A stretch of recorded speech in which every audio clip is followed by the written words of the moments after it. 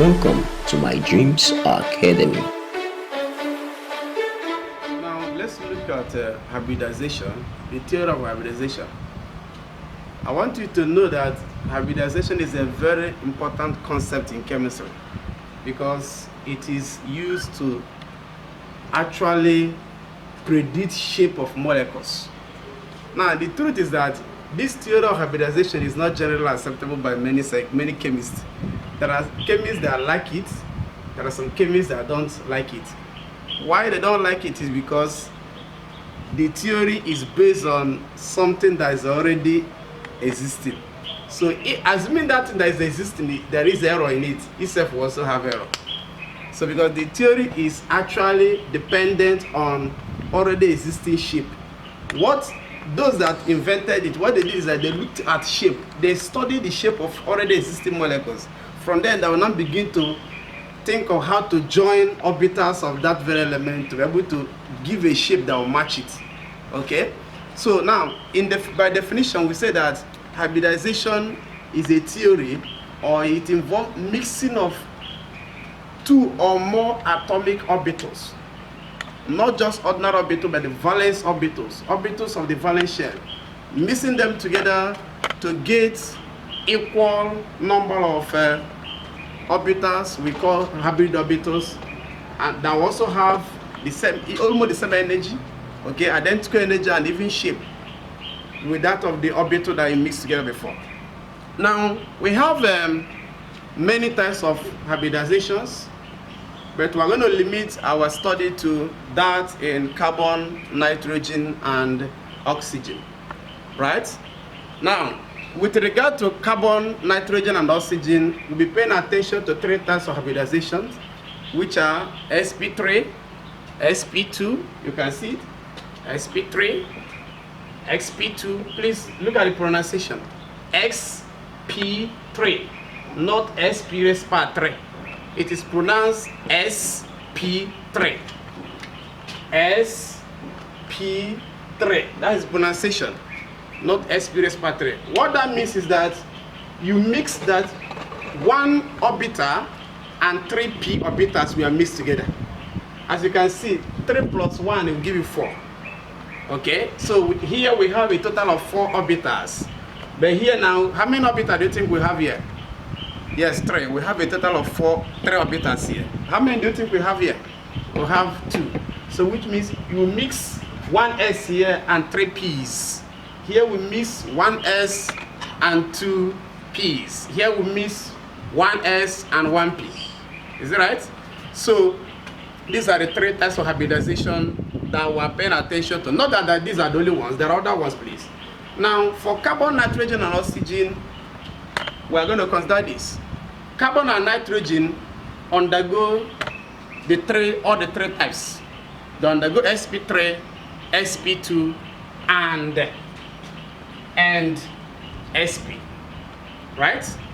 Now, the problem, the challenge students normally face is how to recognize when a carbon atom or nitrogen or oxygen we have any of the hybridizations. I'm going to show you the rules that are being used to actually get that.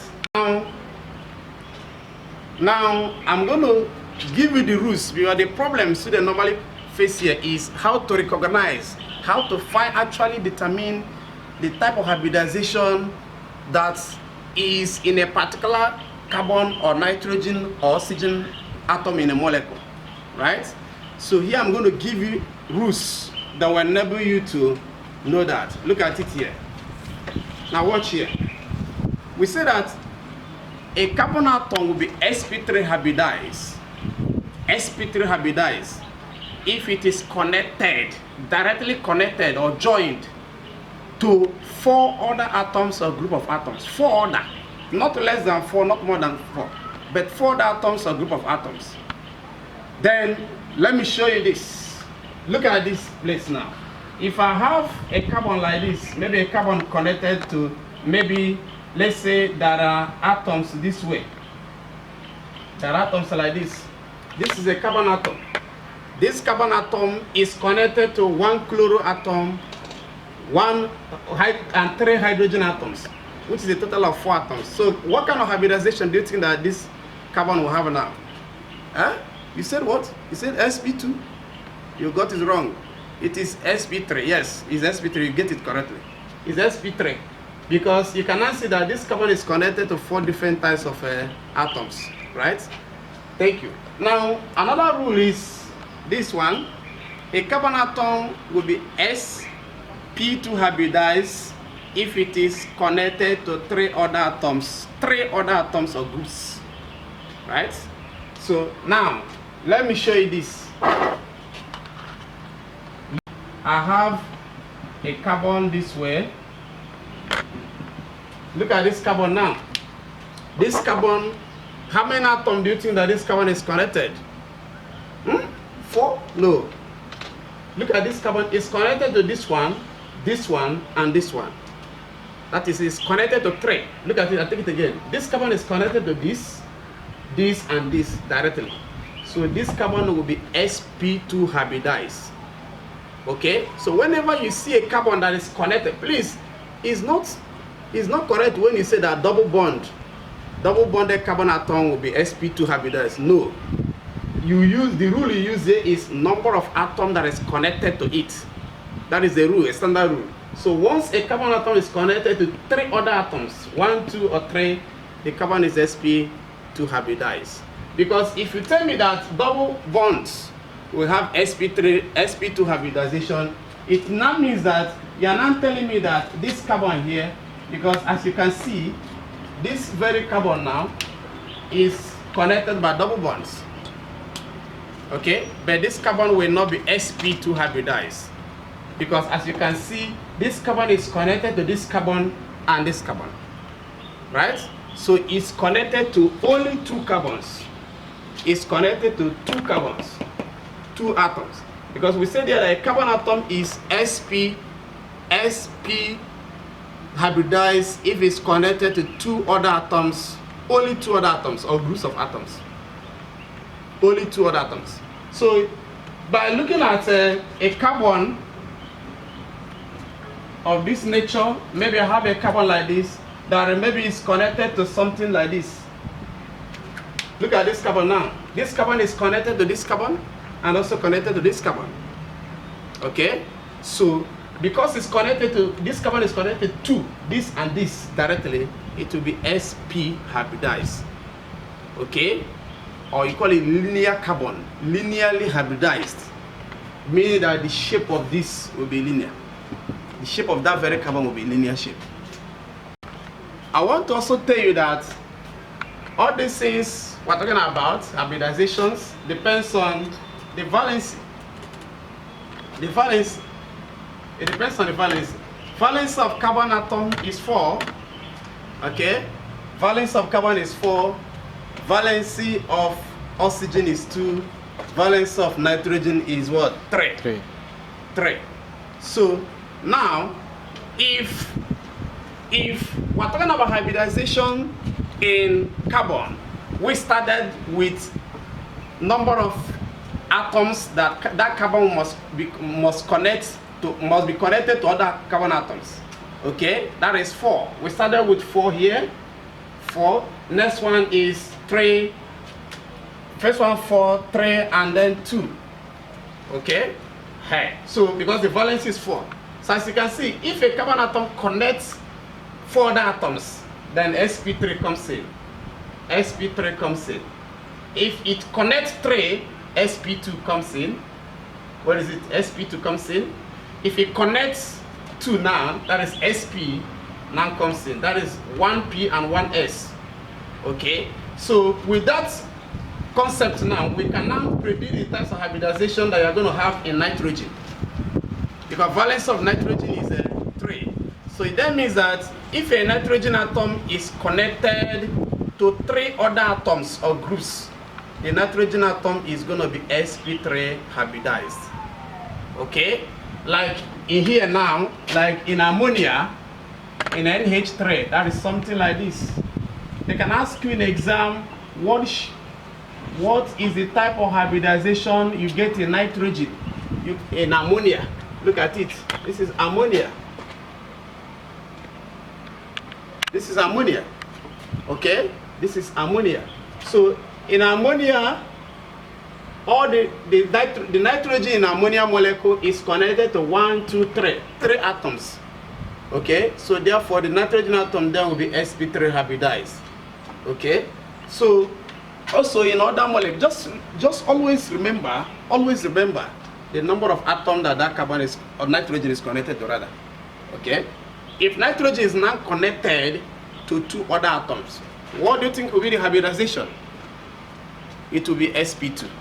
Like if I have a structure in which something like this is appearing, look at it. Because they can ask you, what kind of hybridization do you have in NO? Look at it here. Look at it. Nitrogen in NO. The nitrogen here is connected to just 1 atom, only 1. So that means it will be sp hybridized. sp hybridized. Then if it is connected to 2 other atoms, nitrogen connected to 2 other atoms, then it becomes like if I have something like this, maybe I have this, maybe I have something of this kind. You see that this nitrogen is connected to 2 atoms, hydrogen and oxygen, so it will be sp2 hybridized. Now the last one, now let's talk about that of oxygen now. Valence of oxygen is 2. Okay, valence of oxygen is 2. So the hybridization will start from 2. Remember we said that oxygen undergoes what kind of hybridization? Oxygen undergoes sp3 and what? sp2. sp3 and sp2. Okay? It undergoes sp3 and sp2. sp3 and sp2. Take note of it, please. Take note of it. Don't forget it. Now, if oxygen is connected to 2 other atoms, because the valency is 2, if it's connected to 2 other atoms or groups of atoms, that oxygen will be sp3 hybridized. If it's connected to only 1 other atom or groups of atoms, then it will be sp2 hybridized. sp2. So oxygen will not have sp, it will not undergo sp, because sp means that it's not connected to anything, which means it's not in existence. So with that now, can you tell me the kind of hybridization you are going to get in water? What kind of hybridization do you get?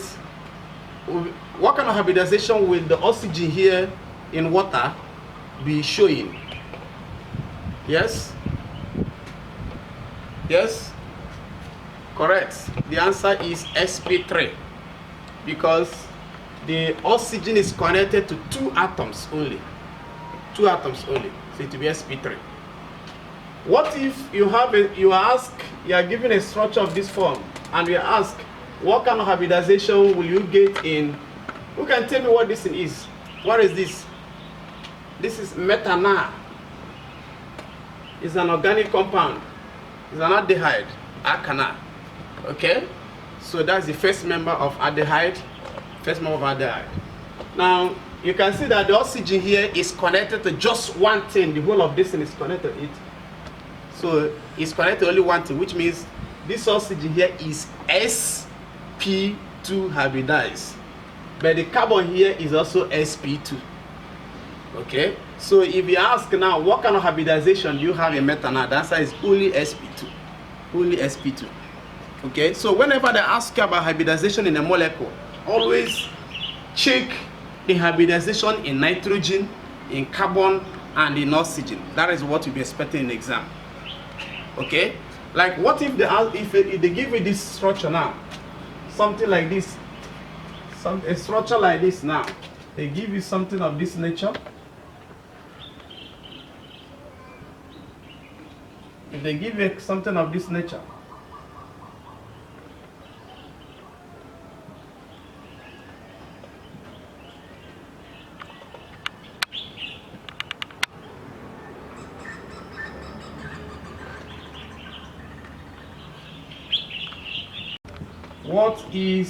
what kind of hybridization, what are the type of hybridization you get here? This is the canonical structure of methylbenzene or toluene. Okay, so if they ask you what kind of hybridization do you have in this molecule, in methylbenzene or in toluene, what kind, please? sp3 wrong, sp2 no. Okay, let's look at it. What kind of hybridization do you have in this carbon? This carbon is connected to this, and this. 4 atoms, which means sp3. Okay, it's connected to 4. Remember this rule. Remember this rule here. Remember this rule here. Okay? Remember this rule. So, now, this one is sp3. Now, watch this carbon now. Is connected to this, and this. Which means 3 is connected to 3, which is sp2. Now this carbon is also connected to this, and this is sp2. So all the carbons here are sp2, while the one here is sp3. So the hybridization you get here is mixture of sp2 and sp3. Okay, so which means in benzene, the only hybridization you get in benzene is sp2. The same thing is also applicable in graphite. So meaning that there is still one electron, one free electron in all the carbons here. Okay, the same thing is applicable to a graphite. Of course, you know graphite is a conductor. The conductivity is due to that valence electron. In diamond, the carbon atoms in diamond are sp3, but the carbon atoms in graphite are sp2. Okay, so that is it. Now let's look at shapes of hybrid orbitals, like we have discussed, sp3, sp2, and sp. sp3 hybrid orbitals, the shape is tetrahedral. sp2 hybrid orbitals, the shape is trigonal planar. Then sp hybrid orbital is linear, right? Especially in carbon atoms. Now, we talk about shape of common molecules, like ammonia is pyramidal in shape, right? Water is angular or bent, but please, angular is a better option than bent. In case you see angular and bent option together, please make sure you choose angular, right? Now, of course, angular shape is in line with the Vespa theory. I don't want to go into that now because of your level. Now, we also talk about shape of molecules like ethane, and the carbon 4, that is CO2, is they're all linear in shape. Okay, ethane, the shape is planar. Okay, and also take note of the bond angles.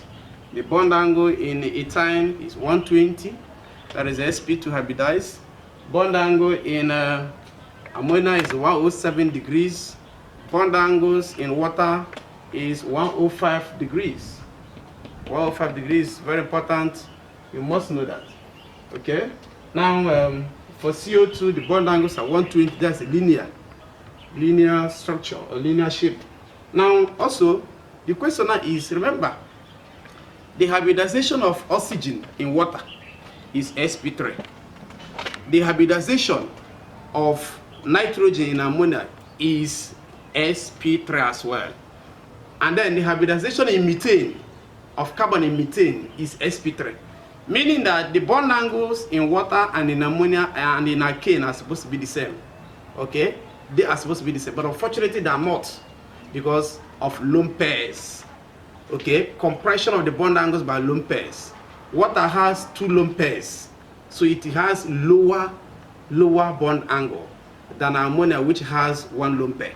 Okay? And methane, alkanes don't have lone pair at all. So therefore, there is no compression. The bond angle is ideal. 109.5. Okay, so take note of it. Then all this molecule, in case they ask you of this, okay, SO2 is bent in shape as well. NO2 is planar.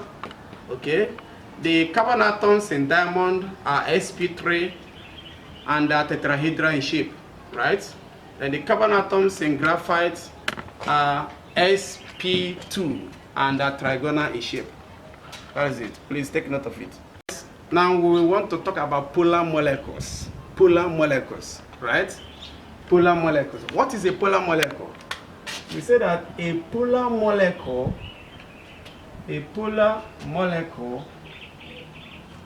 is a molecule is a molecule that has a permanent dipole. That is the most reliable definition of polar molecule. A molecule that has permanent dipole moment. That is what a polar molecule is all about. Now, what do you mean by polar molecule? Of course, when you say the molecule is polar, a polar molecule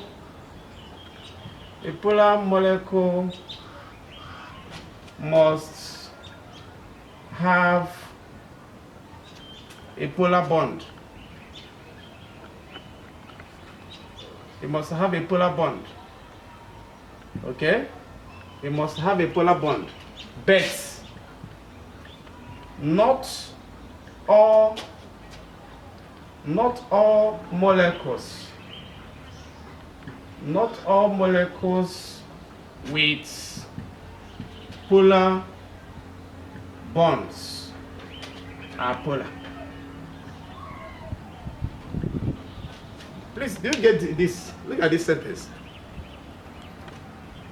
A molecule may be polar. It may not, also not be polar.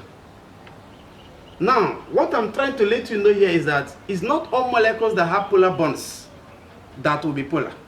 But every polar molecule must have a polar bond. Every must have a polar bond. But not all molecules that have polar bonds are polar. Because the shape, the atoms in the molecule might align themselves in a particular way that will cancel dipole moments. And in that case now, the molecule will no longer be polar. Let me give you for example. For example, consider this shape now. Let's consider this shape. Let's consider this shape. This is tetrachloromethane. Tetrachloromethane is non-polar. Is non-polar. Why? Listen, the bond here is polar. This is polar bond. Polar bond. All the bonds are polar. Polar bond, polar bond. They're all polar. All the bonds are polar. Polar bond, polar bond. So you can see, all the bonds in tetrachloromethane are polar, but it's non-polar. Why is it non-polar? Watch this. Of course, you know that dipole points from the less electronegative atom to the more electronegative element. So the dipole is pointing this way. Dipole is pointing this way, pointing this way. These are dipoles. Now, as you can see, all these dipoles, the center, they have a common center. And the common center is a single carbon atom, as you can see here. A single carbon atom. So now, all these dipoles are opposite. This dipole, this one and this one are opposite, they cancel each other. This one and this one are opposite, they cancel each other. So because of the cancellation, there will be no net dipole here, meaning that this molecule now becomes non-polar, even though that all the bonds are polar. Okay, so very important. So the general rule is that for a molecule to be polar, it must have a dipole moment. So if a molecule now, watch this, if a molecule has all of its dipoles cancelled by opposite dipoles, there is its dipole cancelled by each other, then the molecule will be non-polar. That is exactly what happened here. That is what happened here. So the opposite dipoles cancel each other here. Opposite dipole cancel each other. So that's why the molecule is non-polar. Okay? So very important that you must know. The another important thing you must know about polarity is that polarity increases. Polarity of a molecule or polarity of a bond anyway. Polarity of a bond. Let's just be specific, please. Polarity of a bond increases as the difference in electronegativity increases. Difference in electronegativity increases. Now, give me the answer to this. Watch this now. What's HF and HCl? Electronegativity of hydrogen is 2.1, fluorine 4.0, this one is 3.0, this one is 2.1. Difference here is what? 2.9, sorry, 1.9. Difference here is 0.9. So which of the bonds here will be more polar? Okay, remember dipole. Which of the bonds here between this and this is more polar? This one is more polar. Okay, and the higher the polarity of a bond, the stronger the bond. The higher the polarity of a bond, the stronger the bond. So the bond here is stronger than the bond here.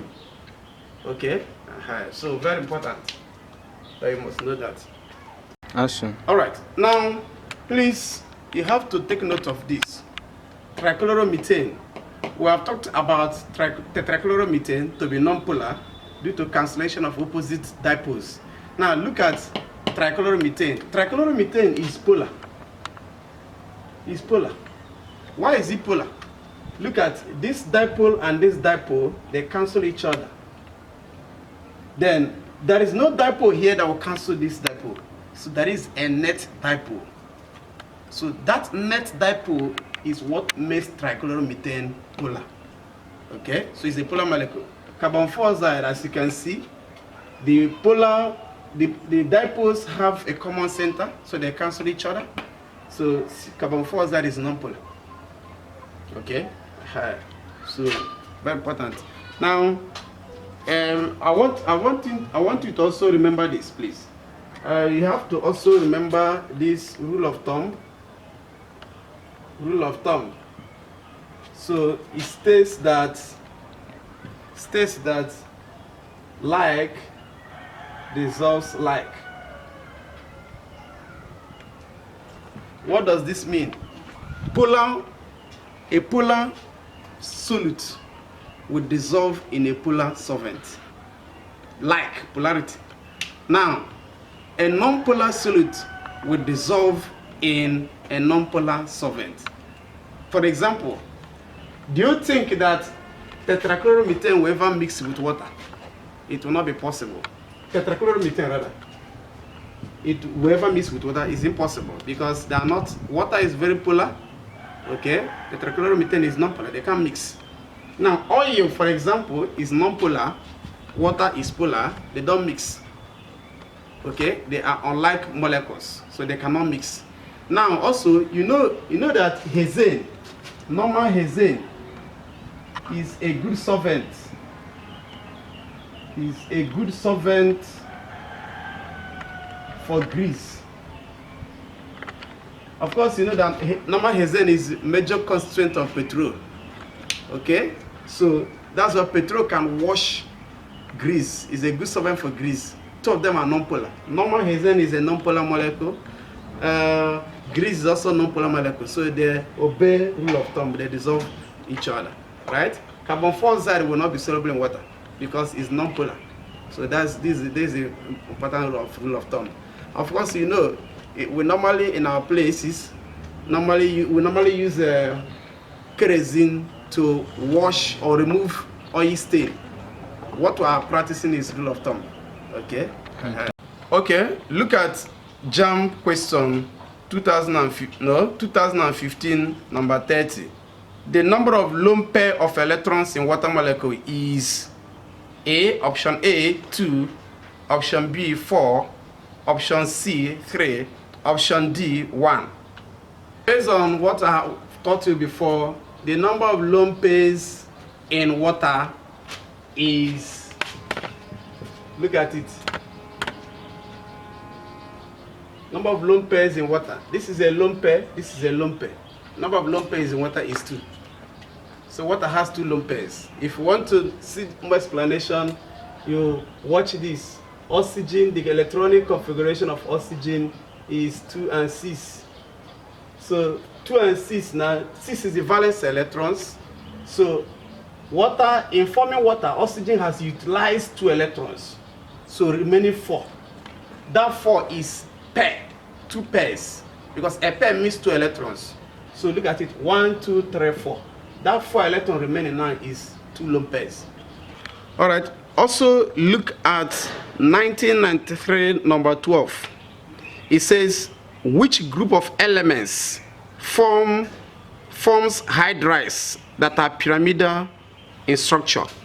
A says group 3, B says group 4, C says group 5, D says group 6.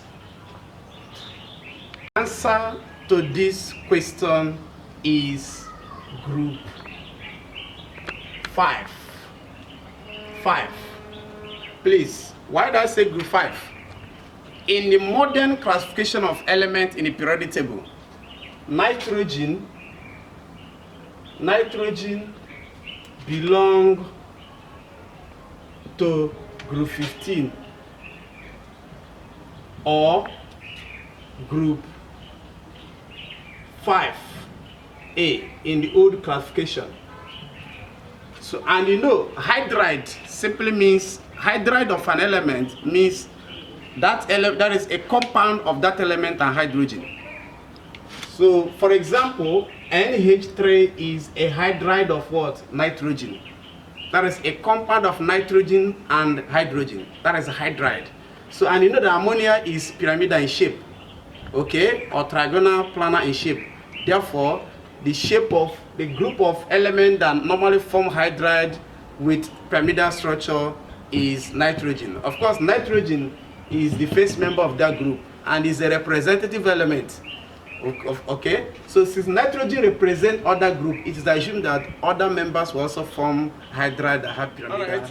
We have come to the end of this very lecture, this wonderful lecture. I hope the lecture is wonderful. Please remember to drop your questions, ask your questions, drop them in the question box, drop your comments, like our pages, and also tell us any other further topics you'd like us to treat, or anything that is still confusing you. Please, all those things that are of problem to you, please, we're here in this very noble platform to give you answers, accurate answers to them, please. Okay?